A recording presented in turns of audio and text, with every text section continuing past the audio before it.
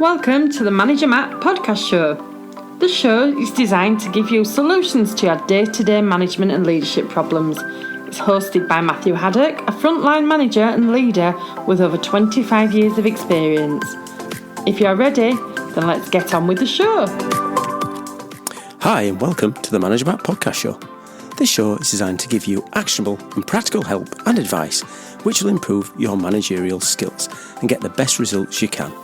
Make sure, if you haven't already, to take the time to subscribe to the show so you'll never miss an episode and share it with anyone who think might like the show.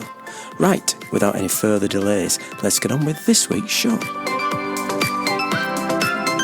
There's so much written and talked about when it comes to good leaders and good leadership. You might have had this question when you're in a management conference or a leadership training course. What do good leaders do, would be asked. And on most courses, they'd also ask for, can you tell me who you think a good leader is?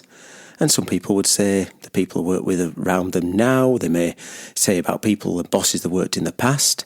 If you expand it, people might say people like Churchill, Thatcher, Branson, Gandhi. Those are the sort of names that come up.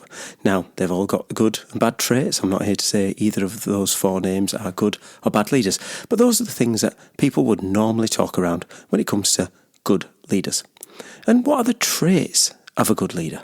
Well, let's think of a few now. To be honest, be engaging, challenge but in the right way, to be supportive of you, inform you of things, develop you, reward you, thank you for a good work, care about you, not just at work, be a good communicator. Those are the kind of things. Now, one of the lesser traits, I suppose it could link into communications that we mentioned above, is that there's a fact that, when people are naturally good at leading, and that's a bit, again, another term about being natural. Are you born a leader or do you develop leadership? But if people feel comfortable as leaders, they will present themselves to a certain way in front of people. And I'm not meaning sort of just as an act. Day in and day out, they would be good at that. And you would normally spot those good leaders by listening to the way they speak and they engage. And you can usually spot that good leader by listening out for a couple of trait questions or phrases that they will use when they talk to you. See what you think of these and see if they can pick up with good leaders that you remember. They'll think of things like, they'll say, this is the situation. People want to know what's going on. If not, people will start to fill the gap with their imagination. They'll go wild thinking this has happened and this has happened. So a good trait of a leader, and something that they would say is, this is the situation. They will let people know what's going on and get them on board with what's happening. Another one, here is the plan. So again, a leader needs to have a rolling leading. He's in the hot seat, he's making the calls, or she obviously is making the calls. So, it's good, it's about suggestions and teamworks, and those are great.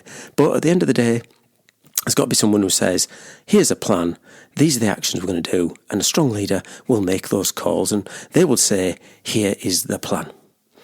Third on my list is, what do you need? So, what can I do for you to be successful? It shows that you care as a leader. It shows that leader is there to support, not by doing, but actually by supporting. This can work personally or professionally. What do you need is a great thing to hear from one of your leaders. And of course, the fourth one, tell me more. So to be interested and expand. We're busy people, everyone's moving fast. Sometimes people just need that time to say, tell me more. Tell me what's going on in your world. Put the effort into showing that they are caring. And you've done a lot of work. If you're presenting back to your boss, you've put hours of effort in.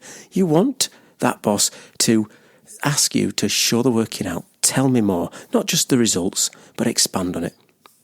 And a good leader is also about remembering the values. So keeping focused on that big values of the team. There's always a bigger aim, and a good leader will pull people back to that. So it's not just completing the task at any cost. It's about remembering why we're here, what are the values we are here and what we stand for. So good leaders will pull people back to the values. And the sixth one on my list is, I trust you. Ooh, imagine that. God, you don't hear that enough, do you? You trust the team to get on with it. You trust their decisions. You know that they are doing the best they can with the information they've got. You've already asked them to what do they need and what support and tell me more, and you've pulled them into the value. So this is, I trust you. I'm not going to micromanage you. I'm going to trust you to deliver results. And you can then sort of go on to, you can count on me. As well as a team being trusted and you trusting the team, you need to make sure that you have their back. And if they're making the right calls, you'll have their back. You'll also make sure that, if they do mess up, that you're there to pick it up and make sure that they learn from that. But you can count on me is a great thing to hear from a leader. We can do better. Now, that's an interesting one, isn't it? I'm talking about the fact that there's always a time when you can do better.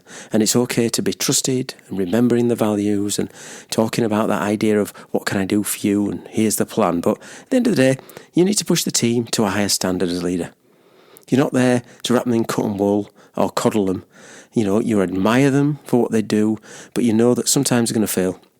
You can allow them to fail, that's fine. But you need to say, we've set the standard and we're going to hold you to that standard. So as a leader, we can do better is a definite something you should listen out for. And the last one on my list that great leaders should be saying is, let's celebrate. It's good to work. It's good that we're working hard, but you need to celebrate, small and big. Sometimes it's around, saying thank you and making sure the team know. Other times it's getting the teas in, simple as that. Other times you've done a good job, guys, get yourself home early. Those are the kind of things. So a quick recap, what I've got as the things that I would think that great leaders should be saying is, this is the situation. That's the first one. Secondly, here's the plan. Thirdly, what do you need from me, or what do you need? And the fourth one, tell me more, expansion on it. Fifth one, remembering the values, or pulling you back to the values. The sixth one, I trust you.